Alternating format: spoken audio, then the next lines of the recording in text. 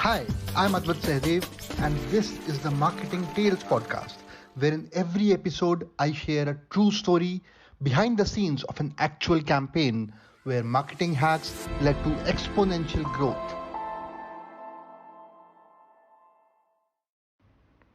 Okay, so here's a very interesting e-commerce case study which I want to present to you today.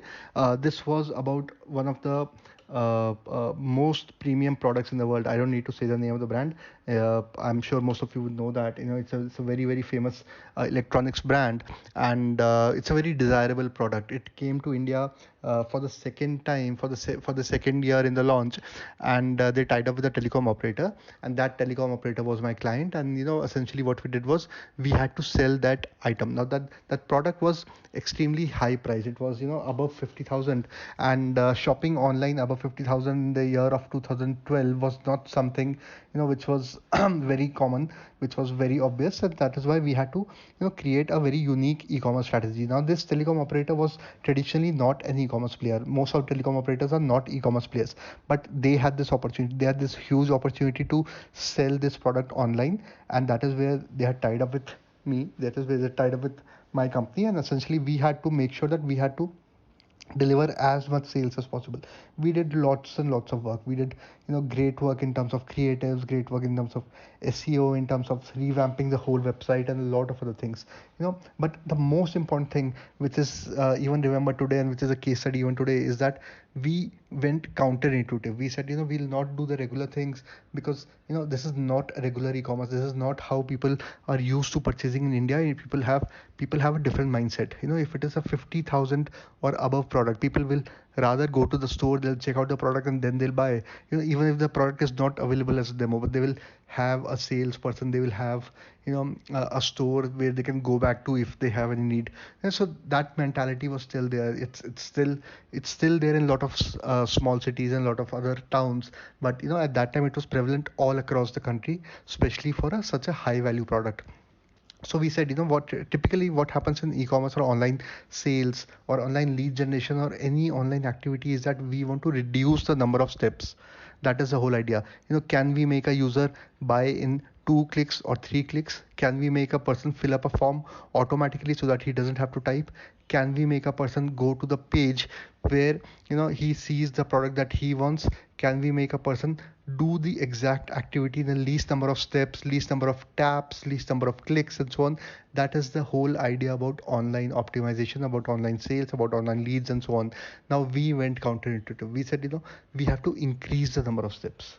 We increase the number of steps because we wanted to give comfort to the user, and I'll explain it to you how. The first thing that the user had to do was he had to select the model that he wanted to buy. Then he had to select how much memory, how much memory he wanted in that model, and then he had to select the color, and after that he would see the price. And then even after that, that was customization. That was fine. That was always required because that was the product. That was the product variant that he had to select, right?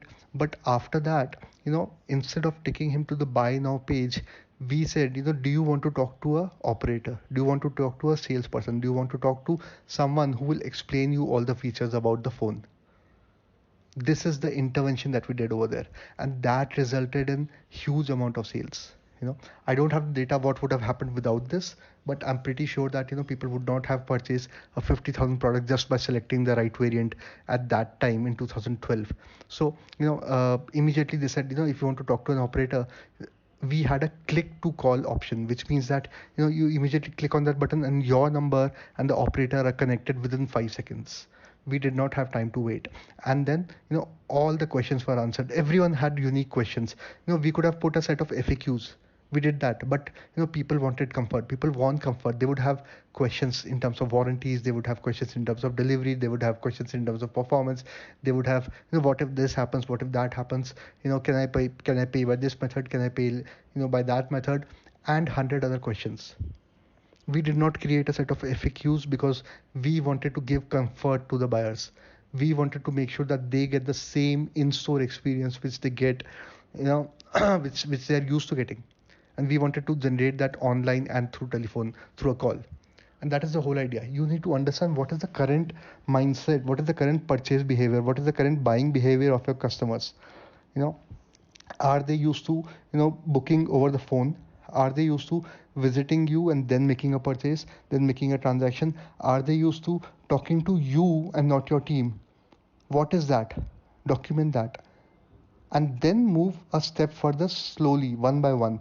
Don't jump suddenly. If they're used to, talking to someone on the phone for booking an appointment, they will not suddenly do it through an app. They may not. That may not be so convenient because they might have some questions. They might need some comfort factor. You have to understand all of that and then move gradually, step by step. Eventually, yes, you'll move to the app, but not at the first stage. And that is the whole idea that I want you to remember. Thank you.